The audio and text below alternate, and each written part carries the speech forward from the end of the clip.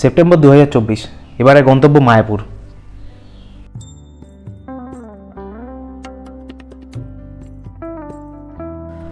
কৃষ্ণনগর আসার জন্য নৈহাটি থেকে প্রচুর ট্রেন থাকে। সেরকম একটি ট্রেন ধরে কৃষ্ণনগর সিটি জংশন এসেছিলাম। সাধারণ রুট স্বরূপগঞ্জ ঘাট হয়ে মায়াপুর না গিয়ে আমরা গিয়েছিলাম বাসের দ্বারা। স্টেশনের বাইরে থেকে একটা টোটো বুক করে আগে যেতে হলো বাস স্ট্যান্ড।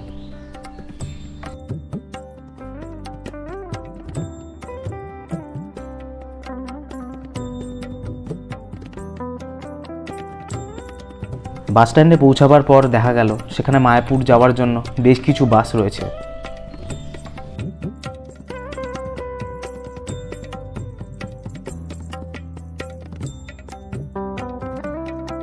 বেশ কিছুক্ষণ কৃষ্ণনগর টাউনের মধ্যে দিয়ে যাওয়ার পর বাস অবশেষে ন্যাশনাল হাইওয়ে 34 ধরে এগোতে থাকলো এবং পরিবর্তন হতে লাগলো আশপাশের দৃশ্য। একসময় আমরা ঠিকই দেখতে পেলাম মায়াপুরের সেই বিখ্যাত ইস্কন মন্দির এবং প্রথমবারের মতো মায়াপুর দর্শনও হলো। এটা মায়াপুরের মেন গেট, যেখান দিয়ে আমরা প্রবেশ করব।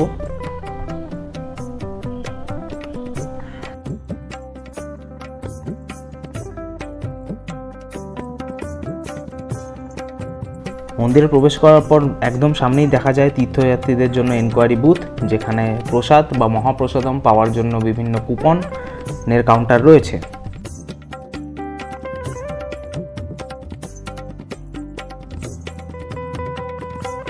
মন্দিরের পাশের রাস্তা ধরে আমরা এগিয়ে গেলাম গৌড়ীয় মঠের দিকে।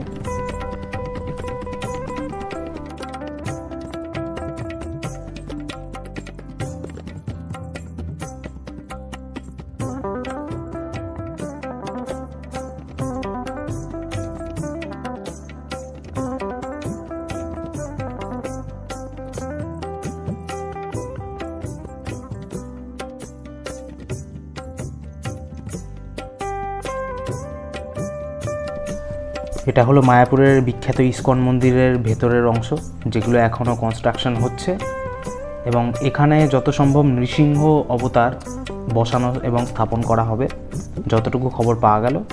এবং ভেতরের অনেক কিছু কনস্ট্রাকশনের আন্ডারে রয়েছে, যেগুলো সম্ভবত 2026 সালে তৈরি হবে।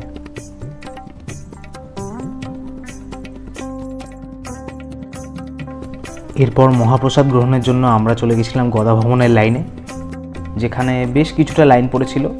অসুবিধা ছিল না, কারণ এই লাইন খুব দ্রুততার সাথে সামনের দিকে এগিয়ে যাচ্ছিল, সুতরাং গরম পড়লেও খাওয়া দাওয়ার কোনো অসুবিধা হয়নি। ভবনের মধ্যে কোনো রকম বুফে সিস্টেম ছিল না বা কোনো রকম সার্ভিংয়ের ব্যবস্থা ছিল না। গদা ভবনের মধ্যে নিজের খাবার নিজেকেই গ্রহণ করে নিতে হয়।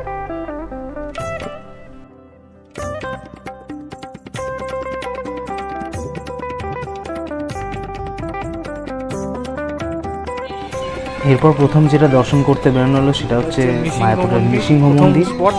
মায়াপুরের অনেক কটা স্পটের মধ্যে এটা হচ্ছে প্রথম, যেটা আমরা টোটো বুক করার পর টোটোওয়ালা আমাদেরকে প্রথম দেখালেন। প্রত্যেকটি মায়াপুরের মেন যে রাস্তা সেটির পাশেই পড়বে।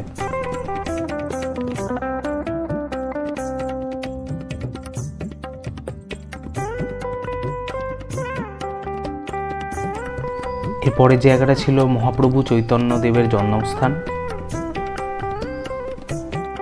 এখানে কোনো মন্দিরেই ছবি তোলা অ্যালাউ নয়, তবুও কোনো মতে বেশ কিছু ক্লিপিংস আমি রেখেছি এবং অনেক এলাকা আমি দেখাবার চেষ্টা করেছি যতটা সম্ভব।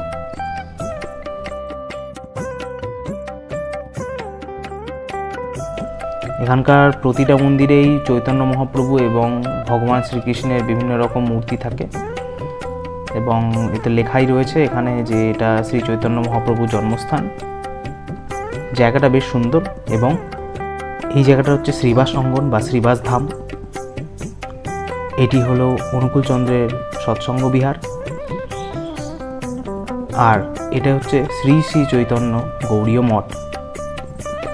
এর ভেতরে প্রচণ্ড জায়গা রয়েছে এবং টোটোওয়ালারা আমাদেরকে এই গেটে নামিয়ে দিয়ে তারা বললেন যে তারা ব্যাক সাইডের গেটে থাকবেন।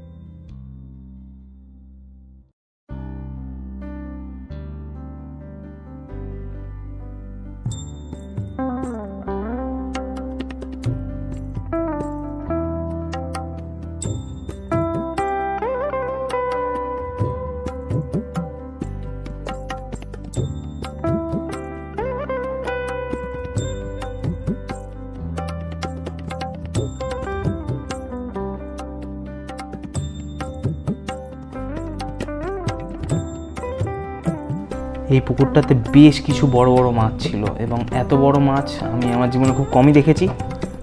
বেশ ভালো মাছ ছিল এই পুকুরটাতে।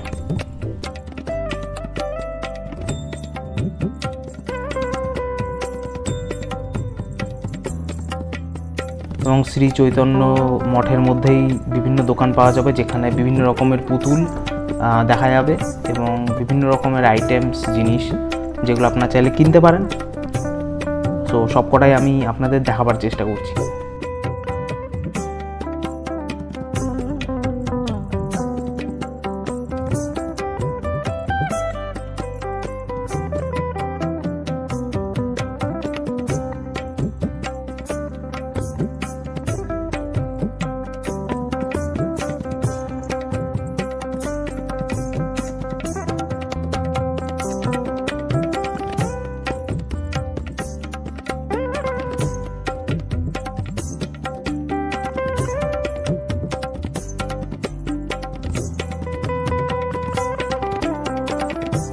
এই সময় প্রায় শেষ হয়ে এসেছিল আমাদের মায়াপুর ধাম দর্শন। সন্ধে প্রায় নেমে আসছিল।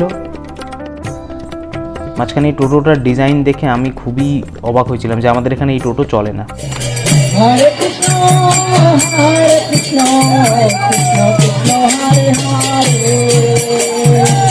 হরে Ram Ram Ram Hare Hare.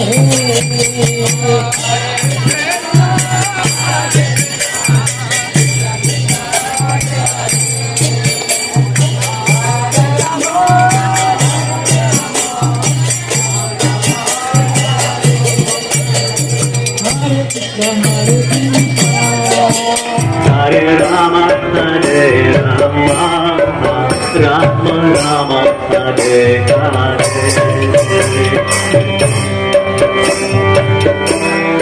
Gauranga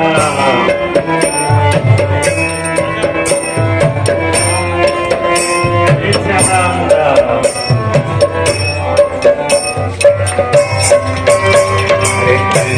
Hare Krishna Krishna Krishna Hare Hare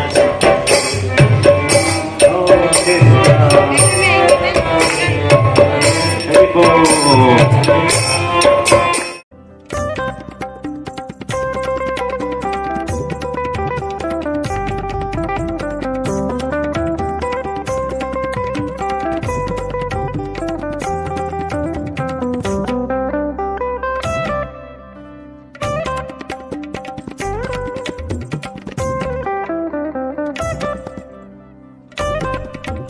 ফেরার সময় আমরা শরৎগঞ্জ ঘাট ধরে এলাম, যেটা জলঙ্গি নদীর ওপর অবস্থিত।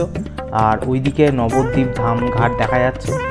এই লঞ্চ এবং নৌকা ওই নবদ্বীপ ধাম ঘাট অবধিও যায়। আমরা এরপরে ওপার থেকে টোটোয় করে কৃষ্ণনগর স্টেশন এসেছিলাম এবং এটা হলো কৃষ্ণনগর সিটি জাংশন স্টেশন। আর একবার বাড়ির পথে